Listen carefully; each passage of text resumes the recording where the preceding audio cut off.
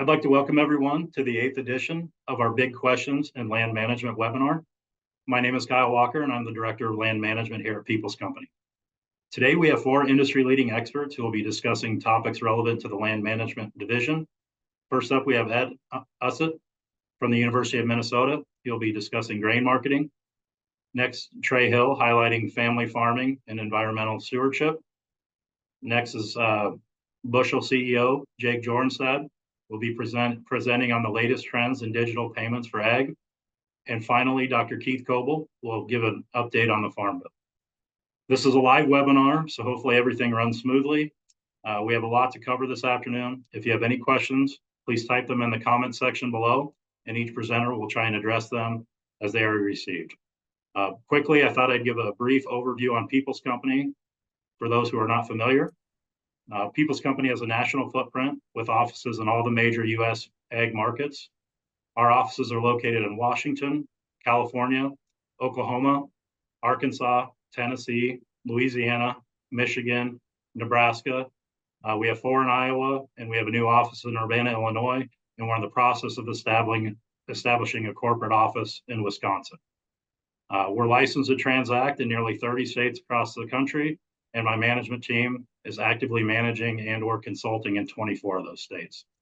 We're a full service land transactional provider offering land management, brokerage, appraisals, investment services through our capital markets team, energy management, and crop insurance services. Our team has grown significantly over the years, and currently we have about 160 land professionals and staff across the country.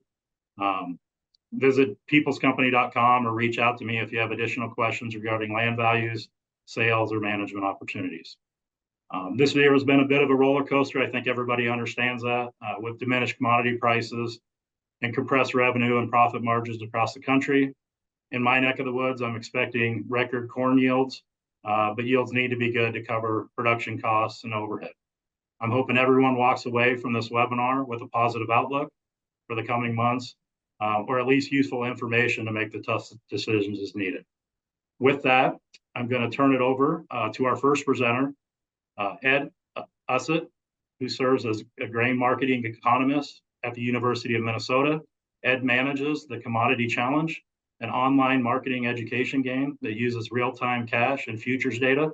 He also teaches commodity markets and futures and option markets at the university and is a regular contributor for the Farm Futures magazine. The 3rd edition of his book, Grain Marketing is Simple, It's Just Not Easy, was released last October. Well, Ed, thanks for being here today.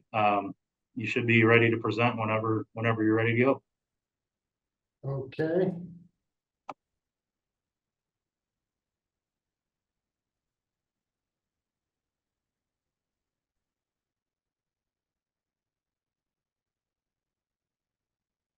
Technology people, can you all see my screen?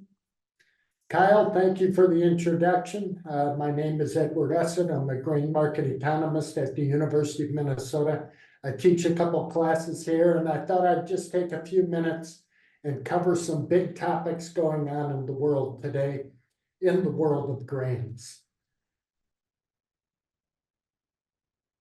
I do have a book out. It is not something you find at Amazon or Barnes & Noble. We publish it at the University of Minnesota. You can find it at our Center for Farm Financial Management website or on lulu.com. And I encourage you to take a look at it. These are the 3 things I want to talk about here in a few minutes. First of all, that carrying charges are back in the grain markets, and that signals something important. Secondly, I want to talk about the wheat market. It's been a big issue for a number of years, particularly with the war in Russia and Ukraine. And finally, I want to talk about the things going on in the world of soybeans and soybean crush. There's a lot happening there. First of all, about carrying charges. Carrying charges are the price differences between different futures delivery months. And when the nearby contracts, for example, I'm showing you today's closing prices, the December corn contract closed at $4.13. The July contract for 2025 is trading 35 cents higher at $4.48. as the market has gone lower, carrying charges have returned to the market. We have not seen large carrying charges in the corn market since 2019. It's been 4 years, and it signifies a lot about the changing tone in the grain market. They've also returned to the soybean market, but I'll show you my favorite commodity, hard red spring wheat, where the carrying charges widened dramatically in the last week. You can see September at 601, March 25 contract, 44 cents higher. This seems like inside baseball stuff. I mean, who the hell cares? I mean, why is that a big deal? But carrying charges tell you a lot about the tone of a grain market. The good news on them is farmers who have grain and you're about to harvest it, this gives you a carry to sell. That is, today's price is not going to be as good as the price you see out 6 months from now. How do you get that higher price 6 months out? Well, you can forward contract at a higher price. You can use a futures contract on the May or July corn contract. You could also use a hedge to arrive contract. That's a good thing. It's an opportunity to get some more money for your corn. The bad news, these large carries signify the fact that grain supplies are large or getting larger, and we're in the midst of a bear market. By the way, there is some good news in the world of grain markets. Boy, I can get in trouble with this, but I feel like we may have hit a bottom. We were setting life of contract lows every other day in the last half of August, but in the last week, December corn is up almost 30 cents. November soybeans up almost 60 cents. September wheat or December wheat up almost 60 cents too. These are rallies off a very low price, but nevertheless, it's a rally. Let's talk about the wheat market. I used to be a wheat buyer. I think a lot about wheat. I'm sure many of the listeners don't want to talk about wheat, but wheat can lead the market. This is world ending stocks to use over the last 25 years. And ending stocks is a key factor in determining prices. If you're building stocks from one year to the next, supply is outrunning demand. If stocks are coming down, demand is outrunning supply, and you would expect higher prices. Now, we have had ending stocks moving lower over the last couple of years, but still at a comfortable level. But I'm going to do something here. I want to take China out of the picture. Let me tell you why I'm taking China out of the picture. China is on their own path on grain stocks management. They are still concerned about the Great Famine of 65 years ago, 1960, in that time period. And they have been building stocks of wheat and corn for a number of years, and they aren't building them to help the rest of the world. They're building them for their own security. So let's look at world ending stocks to use without China. Looks a little different, doesn't it? As a matter of fact, this is, by my calculation, I'm using USDA figures here. Let's look at the last 65 years of world ending stocks to use without China. The year we're entering, the crop year we're in, this will be the third tightest stocks to use situation we've had in 65 years. The only ones tighter, 2007-8 crop year, some 17 years ago. That's when spring wheat hit $20 a bushel. The other year, 95, 96, the first time corn got over $4 a bushel. I'm not going to get bearish wheat. And yet you're going to look at this and you say, yeah, but weren't we just setting life of contract lows? Aren't we off almost $2 a bushel from the May highs? Let me tell you what the problem is in wheat. We're holding the stocks, we being the United States. Our stock levels are very comfortable. Our demand levels are kind of flat. And not only that, you've got two countries halfway around the world, Russia and Ukraine, major wheat producers, major wheat exporters, and very willing sellers of wheat at reasonable prices because they need the cash to work in the world market. And yet, don't get me bearish on wheat.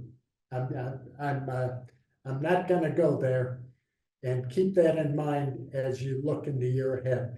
Wheat can lead the markets higher. And finally, a little bit on the soybean crush market. There's a tremendous lot going on in the world of soybean crush. A year and a half ago, I was in front of 800 people at Commodity Classic, and I showed them this map.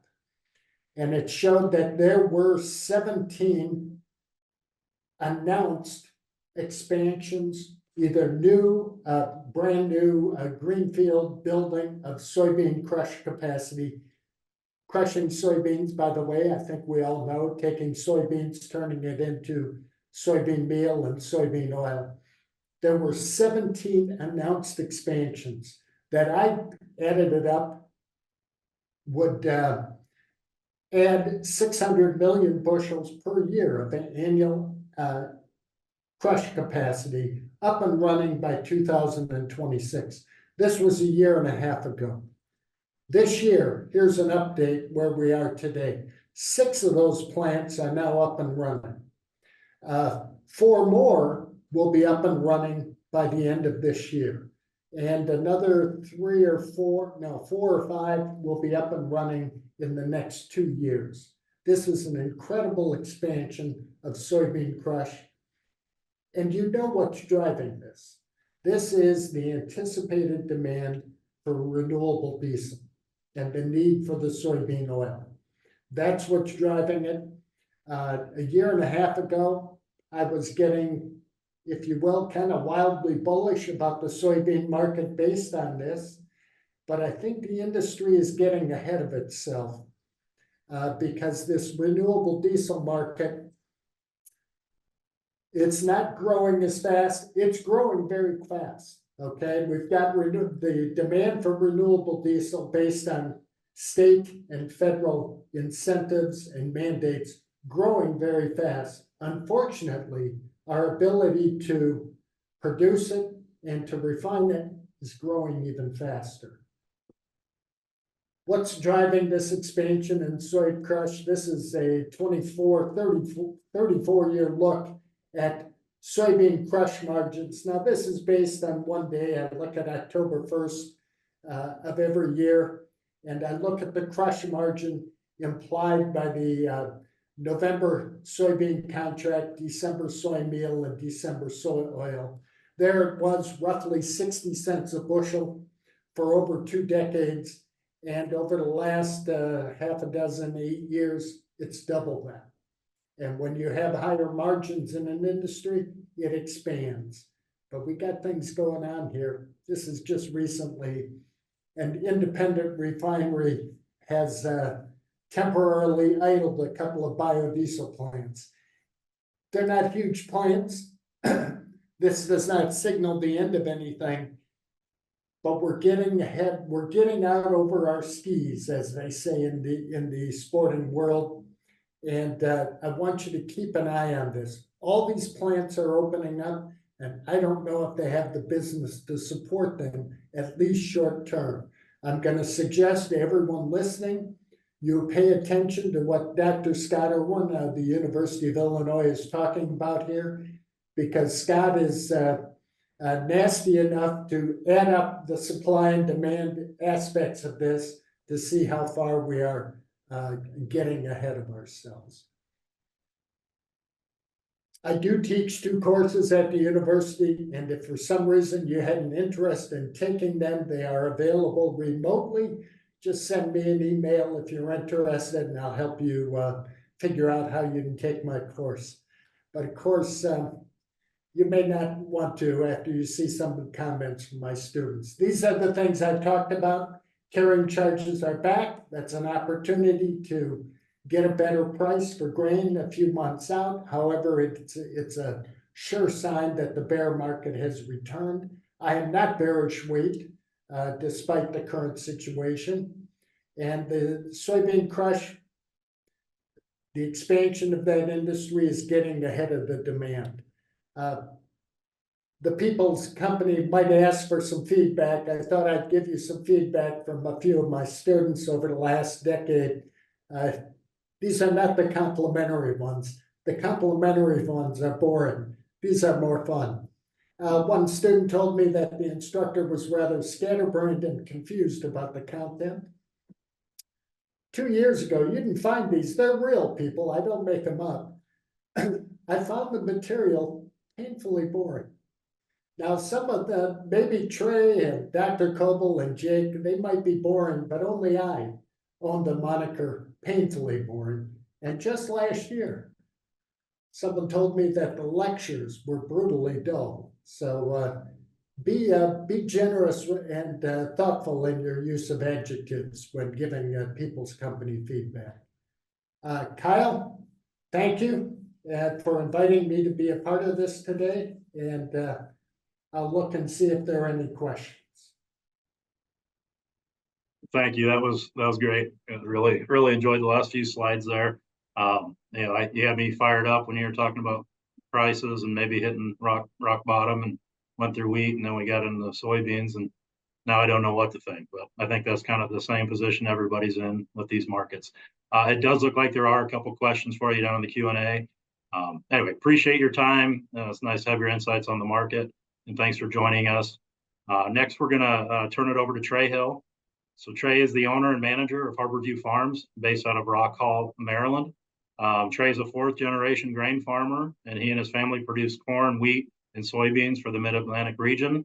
At Harborview Farms, he and his team are breaking new ground with innovative and creative farming techniques, combining the wisdom of traditional farming practices with forward-thinking, environmentally conscious solutions that are shaping the future of the ag industry. Trey, believe it or not, I do have a farm manager working for me that's from Cecilton, Maryland. Don't know if you know Peter Isaacson or not, but he came here years ago, went to Iowa State University, and he's never left, married an Iowa girl, and we're ecstatic to have him. But another thing that I wanted to hit on real quick is each year People's Company does a company ag trip where any employee that wants to go can travel and learn different geographic regions about farming and what's going on. And so, we've gone to California, the Pacific Northwest, the Delta, even Michigan in past years. But this year, our team is headed up to Maryland, and specifically the Delmarva Peninsula where you're at, and the Washington, D.C. area. So pretty excited to do that. And but with that, thank you for joining us today. I heard you're in the midst of harvest, and so I know most producers don't like walking away from the combine at this time of year, and so we really appreciate it. Well, fortunately, I'm in a bad drought, so it's a pleasure to walk away from the combine. One of the upsides of that is that my grain marketing looks better than it did, assuming we had a good crop. So we've been shelling corn. We're cutting some 113 day to day. That's testing about 17. So that gives you an idea how much moisture we have. It got dry and kind of stayed dry. Yields have been variable. Last Friday, my father asked me why we put up a new grain storage tank in a drought year. And I questioned that myself, but it was done in March. So anyway, we'll move on from there. Let me see if I can get, checks today. I'm having too much screen share.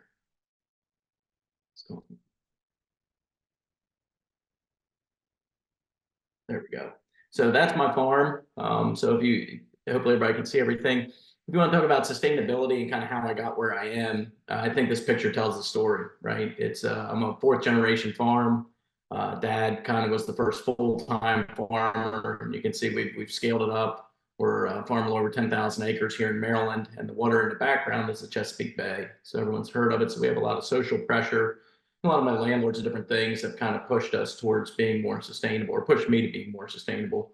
So as I was developing my career was starting to get out of Purdue, came home from college, and was like, oh, I'm going to be a 30,000 acre grower. I'm going to be a big time farmer, and I'm going to grow and grow. Well, where I live, I've got a lot of competition. So that extreme growth model wasn't really working out. It just came down to whoever was paying the highest rent, which I don't find always to be the most profitable model.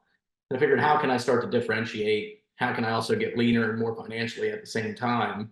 And while at the same time, I was starting to talk to my landlords, and the folks that my father had dealt with over the years were aging out. They were starting to get older, and I'm starting to move into the next generation. So one thing about Maryland is folks moved off the farm probably a generation or two before the Midwest.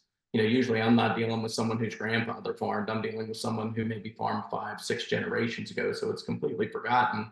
So they were starting to ask me a lot of challenging questions. What herbicides do we use? When do we use them? What about water pollution? And then we started to get river keepers on the river. So every river has a river keeper. My landlords are the ones that are donating to the river keeper associations, and they're kind of looking at farming and saying that's one of the major polluters of the river. At some point, you got to quit saying that we don't pollute, because we do partially. So I joined the river keepers, got leadership roles, helped found one of the river keeper associations, which is a whole other thing, and sat on the board for about 10 years. So that's kind of pushed me this route. But the question is, how do we do this and stay financially viable?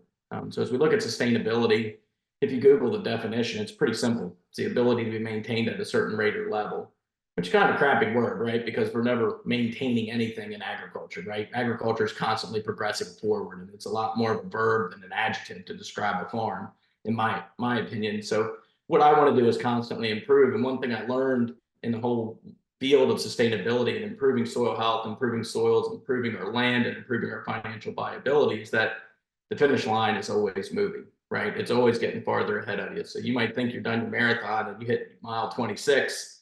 You better be ready to run another 5 miles. And that's kind of how we've modeled our culture, is constant improvement, constant learning, constantly getting better. And what we did was we looked at all the different aspects of sustainability. And you've got financial, environmental, agronomic, which I don't think is a word, but it kind of sounds right, social, and climate. And we started to work within each of those different spheres. We sell carbon credits, we work on finances. And then I was like, well, I'll just do a flow chart of what sustainability on a farm is, right? It's just a mess. And I don't think most people understand the complexity of the agricultural system and the farming system. Obviously, the folks on this call do, but when I'm trying to sell this to landowners and stuff, so I was like, well, I gotta slow this down. I gotta figure out where financials always got to be at the top. So we do financial and then agronomy, and we were always no-tilling, and cover crops would probably be the basis of it. So to take it back a step, we were always no-tilling, but we couldn't get the same yields that we could with conventional tillage.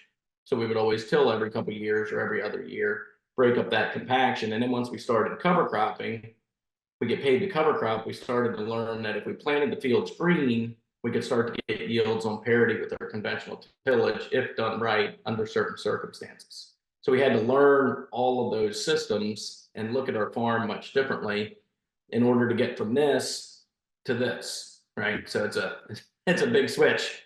You're used to farming like this. This is how I grew up. And now we try to farm like this. And most people would say this is a mess.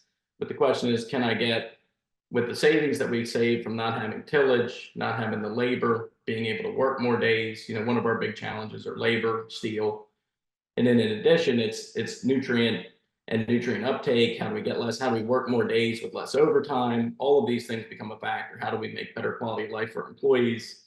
So we've gone to full cover crops and or small grains, right? So our small grains are still a monocrop during the wintertime, the soft red winter and barley. But everything, corn and beans, is planted green. This is the extreme. I'll show this photo for, usually it's smaller than this, but we do plant into those. So this is planting corn last spring. So we're taking the nitrogen from the legumes. We're building pollinator habit with the flowers. We're using less herbicides. So the cost of production is going down, but it creates a lot of messes. So from there we started doing that in about 2010 in the smaller cover crops, and 16 is when we fully put our whole focus on regenerative farming, carbon smart farming, started looking into other revenue streams, which included carbon credits. So my success in carbon credits is that I sold through Nori, which is now out of business. So not super successful. Now we're looking at some insetting. So we're looking at how do we take this system, which adds complexity and risk to the farmer. And of course, no one else wants to accept that risk, and everyone wants to put that complexity and risk onto the farmer. Everyone likes to say it's great, but the farmer usually is the one that's at the bottom of the food chain, and usually the one that they're asking to do this. So it's how do we figure this out? There's a bunch of different folks in it. I'm sure most of you are familiar with most of them. And then trying how to do cover crops and no-till together so that we can sequester more carbon, add more insetting so that eventually we can build to a scope 3 analysis on the farm and figure out where we are. Am I talking too fast? One thing that we did learn is that our entire thought process had to change. Farming in this way isn't just a change of, people think it's just a change of practices, but it's a change of mindset. And I find that that's the hardest thing to articulate as a farmer when you're talking to like a new landowner, or I'm talking to other farmers, or even folks that are just like, oh, why don't all farmers farm regeneratively? And like, no, it's not as easy as you think. It's not simply just adding an attachment to your planter and planting cover crops. It's much more to it. It's a whole different concept of relinquishing control of nature and all these other things that is very difficult to achieve. But you have to look at it from both the financial side, but also the holistic and the mental side of it. We like planting into mixes. One lesson we learned early was that if you just plant cereals or a single crop and you don't develop that ecological impact of the cover crops, it really is a deterrent to it and really hurts your cash crops. The equipment's pretty easy. So if you're thinking about changing as a farmer, as a landowner, and trying to get your farmer to adopt these things, a lot of folks say there's a financial barrier to entry, but really we use the same planters. It's just different stuff. We roller crimp, some with limited success. We still use a lot of herbicides. We get a lot of weed control. I've got a video. What happens when you have no-till with no cover crops? We planted these beans into an area without cover. Last year we had left this little strip here. Then right here is where the cover crops started. You can see a pretty definitive line. And where the cover crops are with no spray, there's still some weeds. There's a little bit of foxtail is probably the worst part. You can see one pigweed right there. A little bit of mare's tail sprinkled through. But all in all, it looks pretty good. So where there was no cover crop, we had lots of weeds, and where there was good cover crop. So I was trying to go to organic, no-till, regenerative, like a, oh shoot, what's his name? I can't think. Anyway, the farmer in Indiana that does it all the time, Rick Clark. And we just could never quite get there with figuring out the weed control plus the nutrients. It was just a little too much. So I've kind of given up on that. Once we hit COVID and we were separating cabs, and now we've got low prices, just trying to be risk averse. We've done lots of different research on the farm. Ray Weil is a big one from the University of Maryland. This was one really early in my career that made a big difference to me. It was 5 strips, 4 with different kinds of cover crops, 1 with no cover crops, and this was the nitrogen leaching into the groundwater at my home farm. So while still not significant amounts, it was definitely eye-opening to me, and a good sales pitch, if you will, for my landowners to want to hire me. Some more pictures.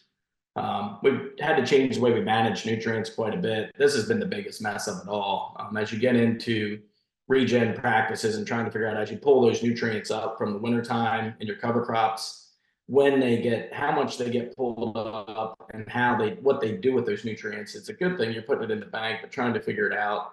This was some testing we did with some bigger cover crops. And I like this because if you look at the bottom, it's nitrogen in pounds per acre. You can ignore the rest of it. You guys can have this. But basically, when we took the samples on April 28th, if you look at the top, we had about 167 pounds of nitrogen tied up in cover crops. And that's excluding what we were getting from the legumes.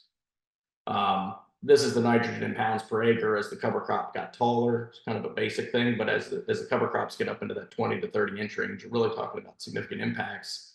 So we've really had to up the amount of nitrogen in our starter, the phosphorus, and then trying to figure out the decomposition rates of the cover crops as it goes through the season, because you're also pulling up your potash, your phosphorus, and your micros. And this is showing that at about 120 days, we're getting most of our release from the biomass. Depends on carbon and nitrogen ratios, et cetera. But how do you balance your nutrients? So we use a lot of litters and compost. We feed the cover crops, we put them into the cover crops, then we plant through them and we kill the cover crops and have them do more of a slow release. This was done by Stephen Mirsky's lab at USDA. I'll keep on rolling. This was one we did. This is a nitrogen trial we did with Corteva through granular. So we went from 0 additional nitrogen to 125%.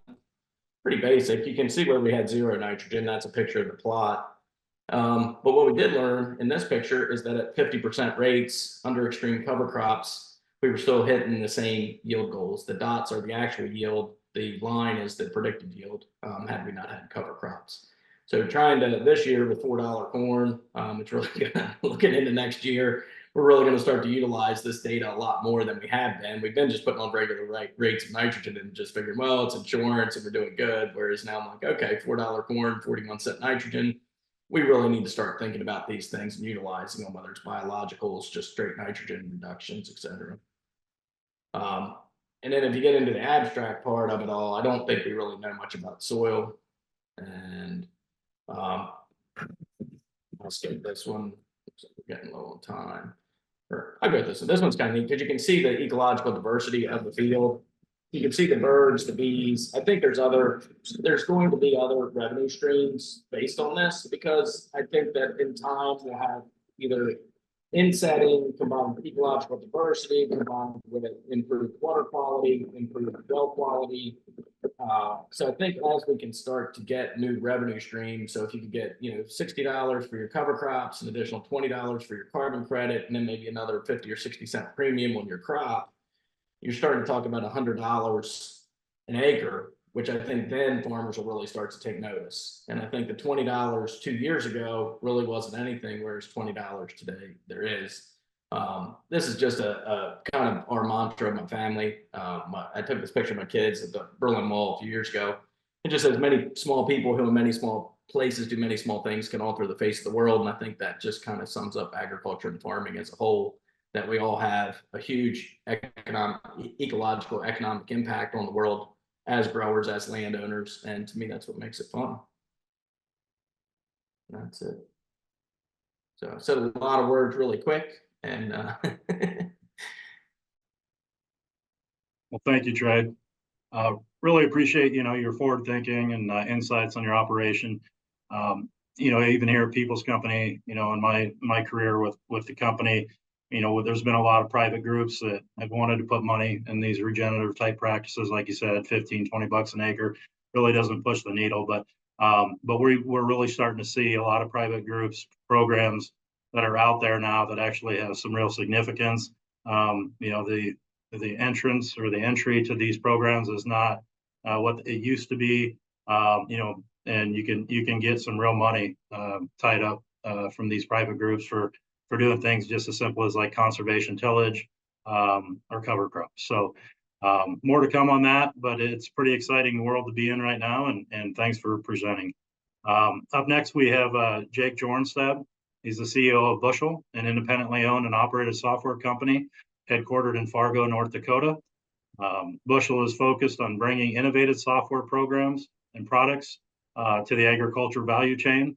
Since launching in 2017, Bushel software powers 3,500 ag retail and grain facilities and reaches over 100,000 farmers across the U.S. and Canada with real-time business information for their producers. Jake and I have recently got to know each other fairly well, and it's exciting to see some of the things they're doing. So with that, Jake, if you want to take over the screen and get on with it. Thanks, Kyle. Appreciate the opportunity, and hello, everybody. Feel free to hit me with questions along the way, and I'll try to answer those as well. A couple other background things. I grew up in North Dakota, about 10 miles from the Canadian border in Manitoba there. Maybe another interesting fact more recently, and with the interest rate challenges in the country, I sit on the business advisory board for the Federal Reserve in Minneapolis. And that is fascinating as a 34-year-old to be able to sit in that room and talk to the chair out here in this district. And I represent both agriculture and technology. And so if you've got ideas, questions that you want those people to hear, hit me up as well. Happy to help bring the message. My job is to relay what the businesses and agriculture is thinking out here in the Midwest, where I'm at. I'm based in Fargo, North Dakota. Company's called Bushel. I'm our co-founder and CEO. Been at this for a long time, and excited to share a little bit about what we're doing, but also some tools that maybe could be helpful for your business and where I think things are going in payments. So you all know this, agriculture is still the least digitized major industry on the planet Earth. But we are making progress. And I'll tell you this, our view at Bushel is that the farmer is not the problem. Everybody would say, hey, farmer adoption of technologies not good, whatever it used to be, the statements, those are all not the case anymore. You go sit in a tractor with trades, blows your mind what these guys are doing.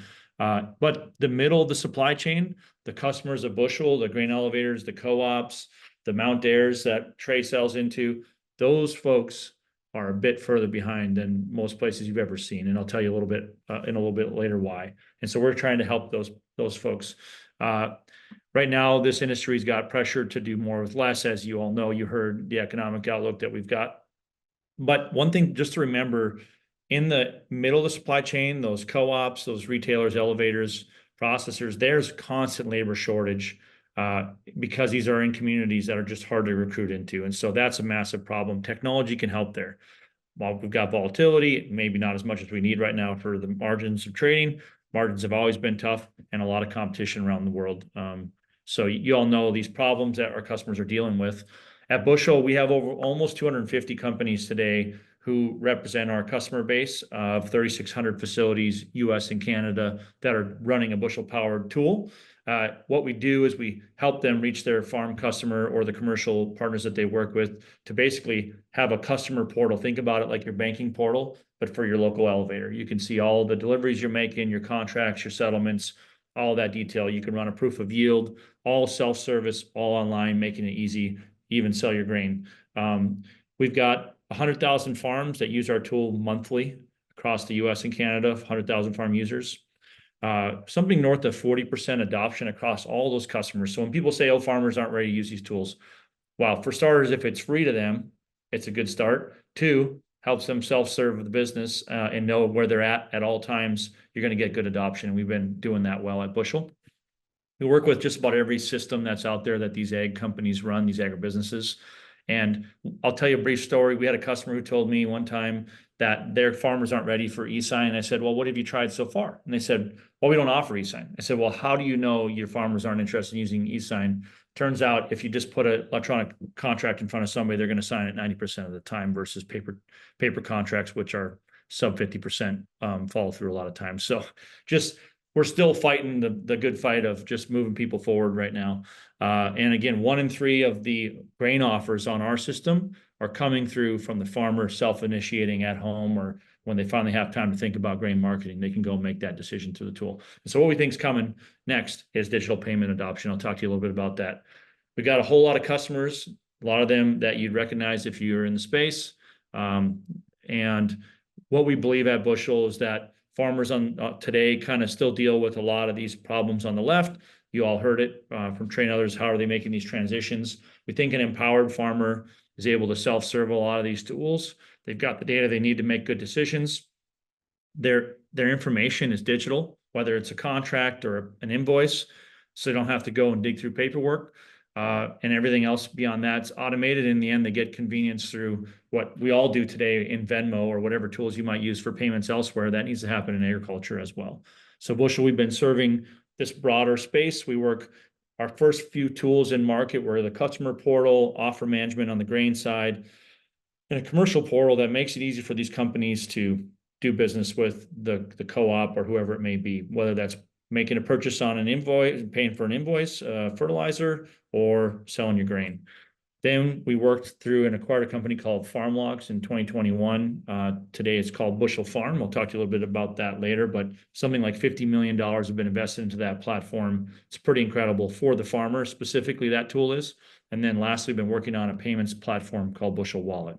So talk to you a little bit about these customer portals, as easy as making an offer from your app or online to checking out when you're going to get paid, when that settlement's been paid and what tickets were applied, to paying an invoice. All that is available through our tools. Again, this is sold to the agribusiness. So you or your farmers that you work with are probably using one of these tools out there in the market today. They log in with their phone number and everything's self-served from there. You can look at bids, you can make offers, all between you and your company. So in the case out east there with Trey, recently launched with Mount Air, he's selling into those guys. He can go get this tool for free to see all of the business he's doing.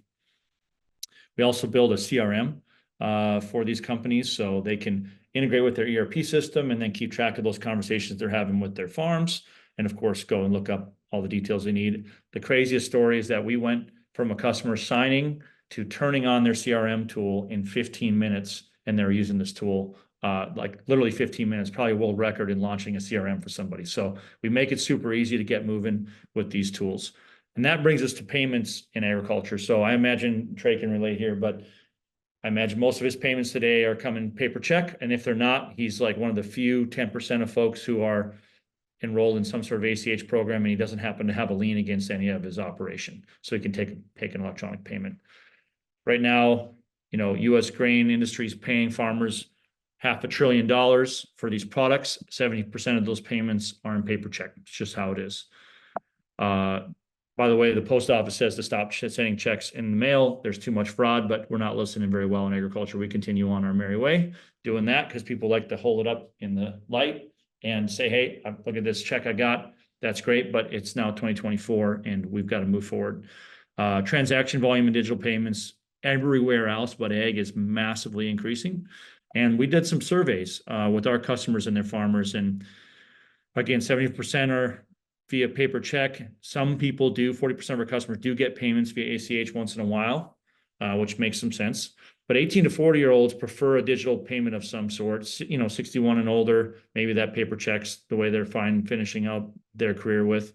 And ACH is somewhere in the middle. But a lot of these people are used to Venmo and PayPal and whatever else in their day-to-day life and in their consumer life. But for some reason in agriculture, we go back 100 years to the paper check in the mail. Might as well be delivered by a horse at this point to your farm. So that's kind of what we're stuck in. So what we've been working on at Bushel is payments management. So this fall, we're rolling out a big program called direct deposit enrollment. Imagine, Trey, you being able to go in and Mount Dare is about to pay you a settlement and you can enroll in direct deposit and you do it all inside your tool from Mount Dare. And that payment is now electronically sort of enrolled and they're able to just fire off an ACH into your account. And you're able to decide which bank account to move it to, which loan to pay off, and it's all through one service, and you're not having to jump around, go into town and make a deposit. That's what we've done for our customers. So it's going to make their life easier to set up these tools. Today, the process to set up direct deposit is a paper check voided in the mail with your account number and routing number on a piece of paper that's going through this fraudulent mail system.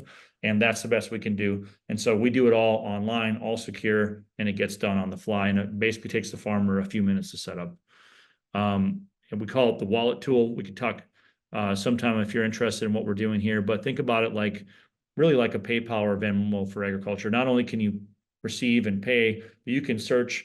I could search up Trey if he's set up and I can send him a few $1,000s for the last month of help out on the farm, bringing his combine over, helping me finish up, whatever it might be. That's all built into this service. And lastly, we've been partnering with the farm credit system across the U.S. to bring in lines of credit and operating lines, as we call them, to manage. So you can take your account, you can see your loans and your cash balances across your accounts all in one place. And so you can see that, moving towards a digital future, I think farmers that are caring to be efficient and not spend a lot of time trying to manage how their money gets to the bank, I can be pretty excited about these kind of tools. And then lastly, we have a tool called Bushel Farm I mentioned earlier. This is something, if you're a landholder today and you work with your farmer closely, there's a few things that you need to be thinking about. One is you need to have good data over time. And when I mean data is simply, what are our fields records? What have we done for planting? What's been our rotations? What kind of applications have we done? Have we increased or decreased in any given area, whether you're applying more or less fertilizer year over year? You don't always have a good answer to where you're keeping all that. Maybe you've got purchase records, but a tool like Bushel Farm can help you do that. And on top of that, being able to do simple things like knowing what rainfall is happening across your operation. If you've got land all over the country that you're owning today, you can set up your farm account and we'll tell you when it's raining and where and exactly how much rain you're getting versus a 10-year average, which is pretty helpful. I know Trey's in a drought right now, but he'd be able to know how far off that is from that 10-year average that he's used to seeing. And he can see that throughout the season, that gap grow, and he can start to make different decisions. We've got crop marketing, all that's included in there. So we've been focused on a lot of tools in agriculture at Bushel. I think we're making good progress. We've got a lot of users that I think care about these offerings.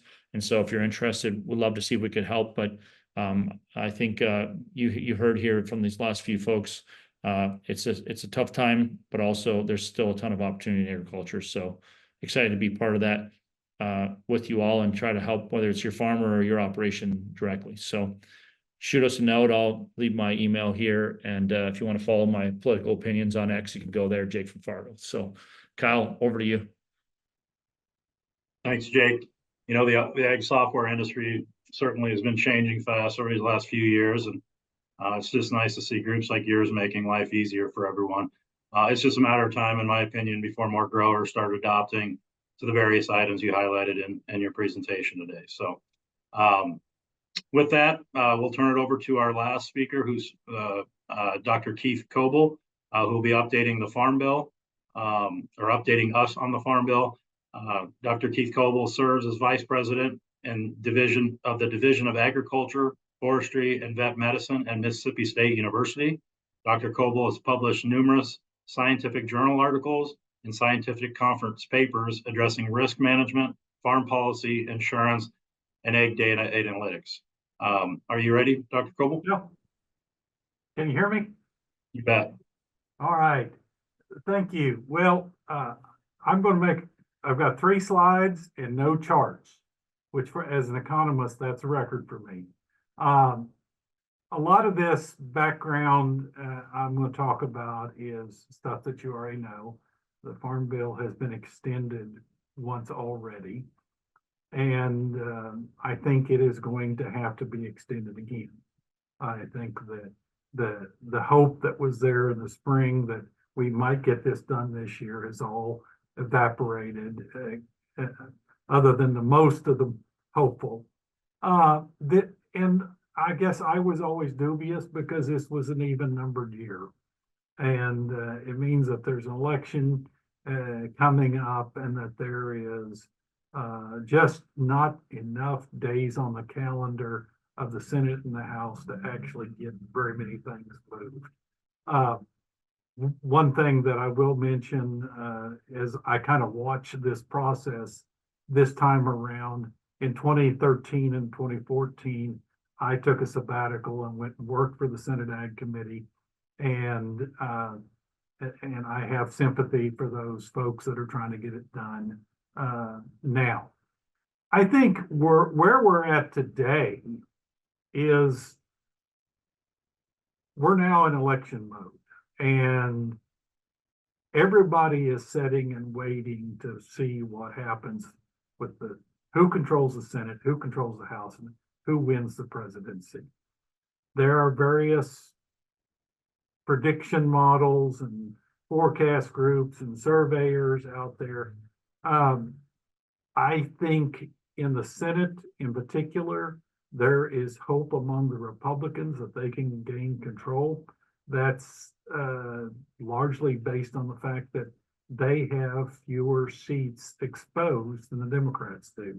So that's a long-standing thought. The House is very close, and I think you can probably both sides think they have a shot at controlling the House in the next legislative round. And then we've got the presidency, which is a big deal in terms of what will be the priorities, what will be the direction that we go.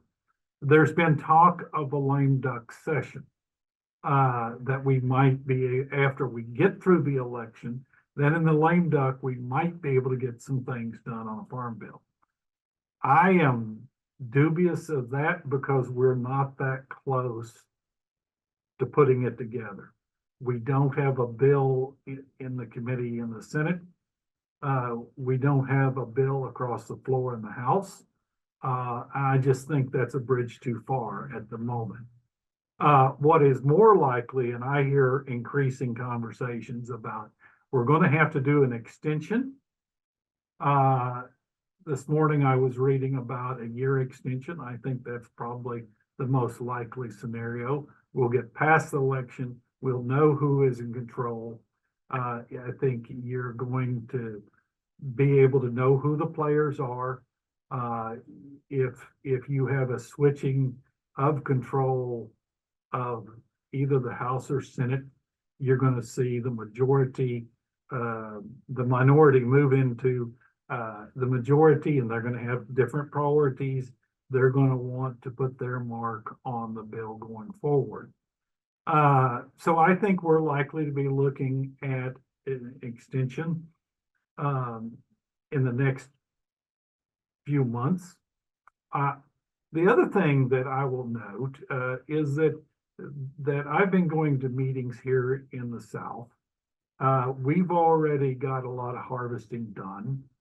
The prices, the declines that have occurred in crops like cotton, soybeans, and corn are really creating a lot of discomfort among our lending communities.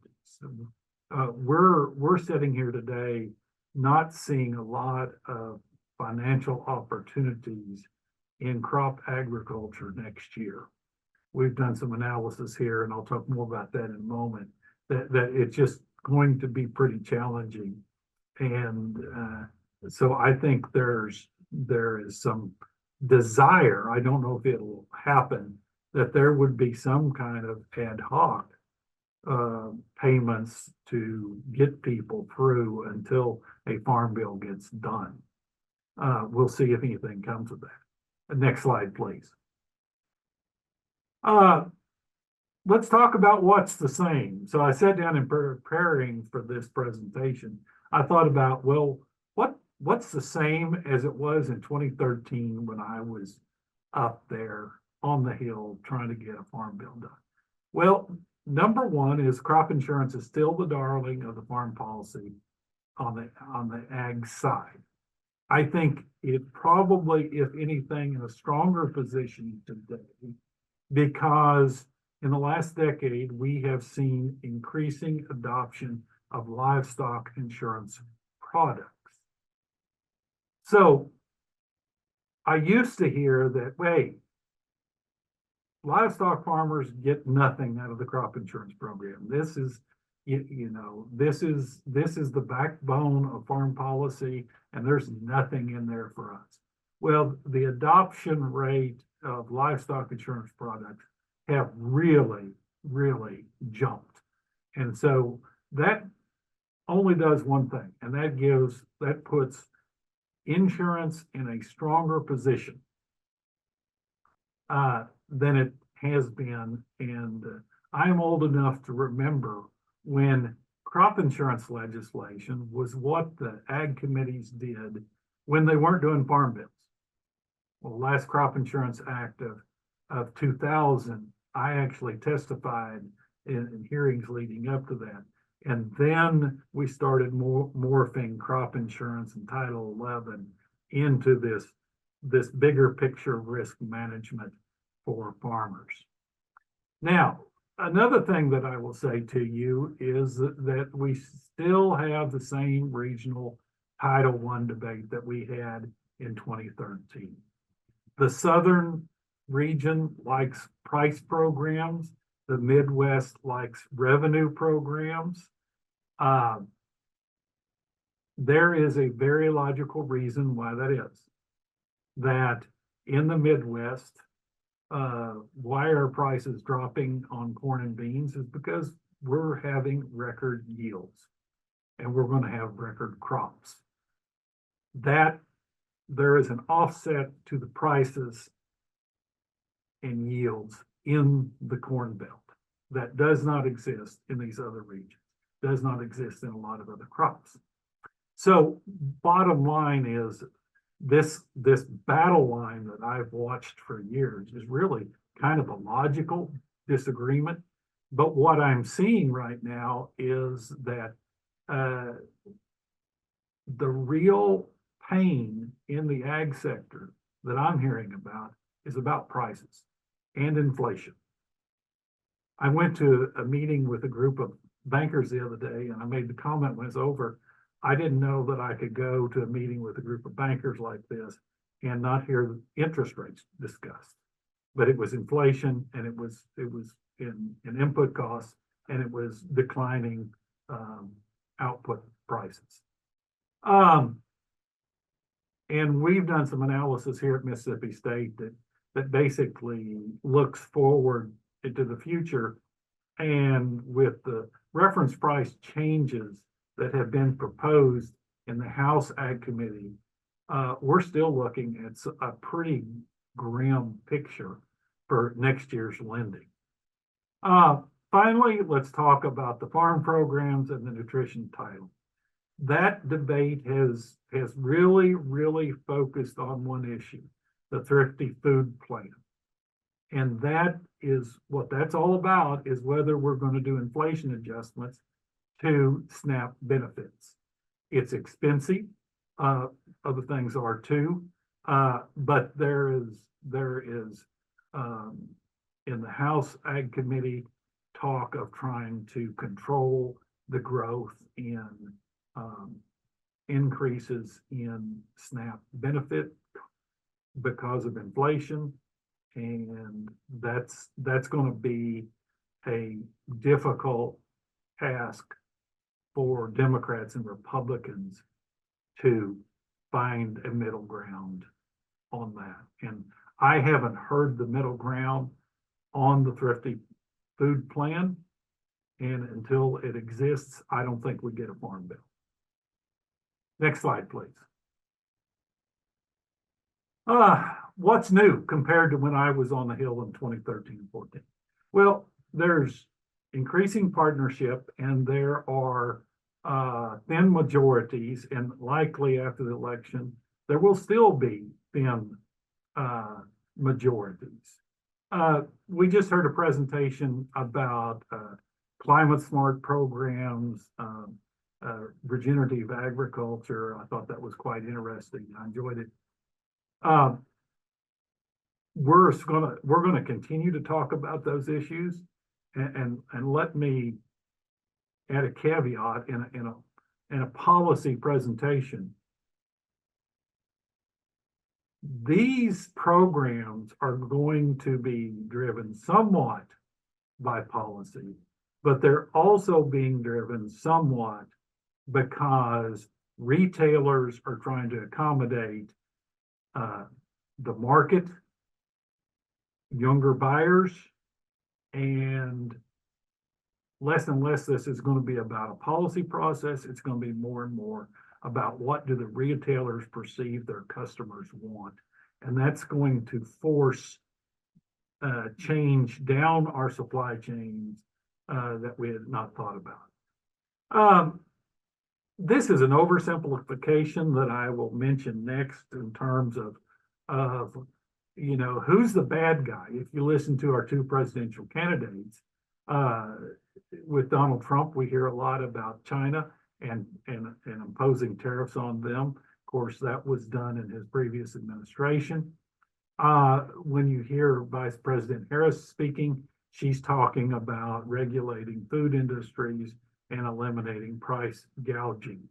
I think that's an interesting contrast. I think it will have an impact depending on which one of those wins the election in terms of where policy is going to go in the next administration. Another thing that I think is a little bit bipartisan, but I am, maybe it's my experiences, but I think there is a growing awareness of competition in world markets. Other countries who are building infrastructure to compete with us so that they can move their corn, their beans, their other commodities, and have a better competitive stance than us. Given my job day in, day out, I'm very concerned about research. I'm going to say something that a lot of people might disagree with, but I think I can back it up, is that China caught up to the United States in ag research a decade ago.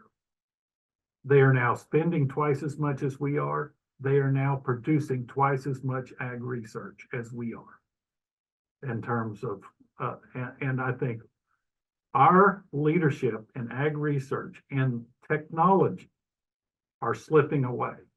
And we as a country need to have a conversation about that. So that's kind of my last point. I'll be happy to answer any questions. In terms of the politics of this thing, I don't have any secret knowledge, but I'll be happy to discuss any of these issues with you. So I'll stop there. Thank you. Thank you, Dr. Coble. That's very insightful. It's a little worrisome to hear China spending twice as much as we are. I had no idea that's going on, and I think that does need to be addressed here in the future, sooner than later. So real quick, I just dive into some questions and answers. I typically do 1 or 2 questions for each speaker. Again, if the audience has any questions, there is a Q&A button there at the bottom, and you can hit that, and we'll try and get those answered as well.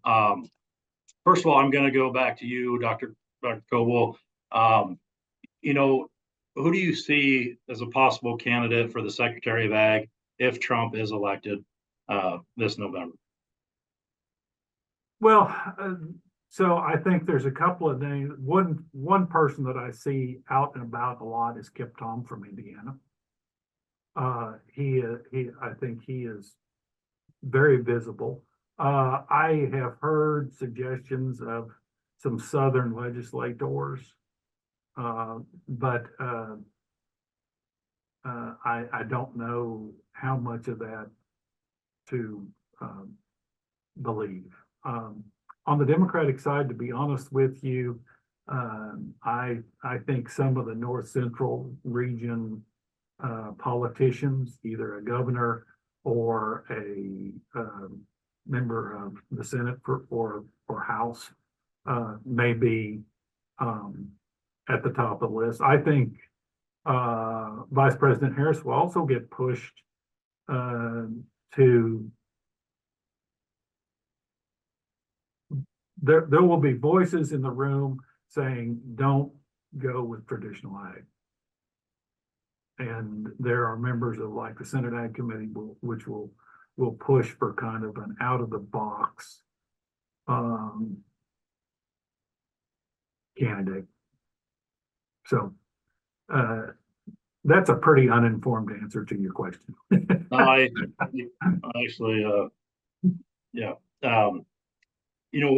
To expand upon that, this is probably a tougher question, but in your opinion, what would be the single biggest issue or issues that need to be solved politically that could benefit agriculture sooner rather than later, and food security across the U.S.? I think I'll go back to the last thing that I said, is that we need to be thinking about where we're at in terms of leadership in the world in agriculture. We are blessed with some of the greatest soil, some of the greatest infrastructure. The Mississippi River and its tributaries are unique, but there's a port being built in Peru that could be connected by rail into Brazil. There are things like that are out there that I really think that we as a country need to stop and think about. I think the other thing is what I alluded to earlier, that we've kind of always had this policy-oriented mentality. And I think in agriculture, we've got to reconcile ourselves with what the next generation of consumers want from us, and they're gonna drive our markets in some respects. Do they want sustainable agriculture? Do they want organic produce? And I think that's not necessarily a policy question, but it is what we as an industry are going to have to talk about. All right. Well, thank you very much for your time today. There may be a question or two in the Q&A if you wanted to take a look at that. Trey, as you've moved towards this more conservation-minded approach, what's been your biggest challenges over the years? Everything. Getting my head wrapped around farming differently. I would say farming with my father has been one of the biggest challenges. I think that adapting to change as your partner is, 30 years older than you and very much caught in their ways. And I don't think that's unique to me.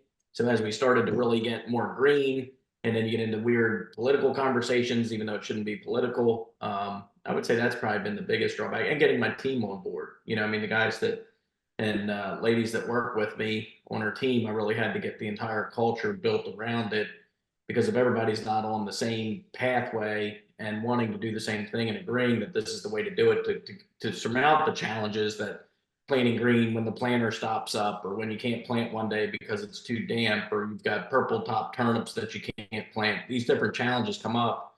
If everybody's not on board, or you have a crop failure because you didn't do nutrients right, getting that culture built around kind of, I guess, my vision has probably been the biggest challenge. I think a lot of listeners can probably relate to the family dynamic and challenges, I guess, that you spoke about. I mean, I think that's one of the biggest things that stifles innovation in agriculture is the family dynamic. While wonderful, I think also having fathers and sons. My daughter wants to farm, and I'm like, wow, that's probably going to be an entirely different dynamic than my father and myself. You spoke about the drought you guys are facing. We've had ample rainfall this year in the Midwest, so we're very fortunate on that aspect. But is there anything special you're doing in preparation for the 2025 crop year, or what you will be doing after harvest because of the diminished subsoil moisture you have? Not for the subsoil moisture. I mean, we're going to go full in on cover crops. I told my team we're going to try and cut 15% of expenses. We're all going to have to work towards that. And so we're looking at different purchasing. We're looking at early prepays. We're looking at everything differently, going from, commercial chemicals to generics, cutting rates on nitrogen, probably not working weekends this fall to probably alleviate some of our overtime, which goes against the grain of everything in my culture, not to work hard, but I can't ask guys not to work and not get paid on the weekends. So yeah, I've got the whole team kind of focused around where can we save money, other than, obviously like propane and fuel are easy ones this year because we don't have the crop, but we're really looking at everything. New equipment will probably get slashed. I've got we've got a See and Spray sprayer coming. I'm still going to keep that. We're getting that in October. So I'm hoping to figure out how to really utilize that differentiation and save money on chemistry through that. So yeah, we're looking at everything and really trying. When you're stuck, you've been doing the same thing for 20 years and now you're trying to change it. It's hard to get outside the box. Well, thanks for being with us today. Really appreciate the conversation. Mr. Russett, couple here for you. Let's say a landowner wants to develop a marketing strategy. What advice would you have as far as the first steps to get that strategy going? Well, this is very self-serving, but I've written a book on grain marketing, and I've got chapters on how to write a pre-harvest and post-harvest marketing plan, the details of which are just too much to go into here. But I always tell producers, know your cost of production. There's been talk about that here today. Get to know your cost of production. It's not going to be a pretty number relative to where prices are right now. And then look ahead. Always be looking ahead to numbers that will inspire you to act. Things change. They can change quickly. Be ready with some ideas. I'm very disappointed about the past year. The fact that there is still a lot of corn from 2023 in storage. And that just should not happen. That should not happen. I talk about one of my celebrity characters in my book. Yes, I've got cartoon characters to illustrate my ideas. And Hank Holder holds his grain too long, and he pays an incredible price. The numbers are right there to see it.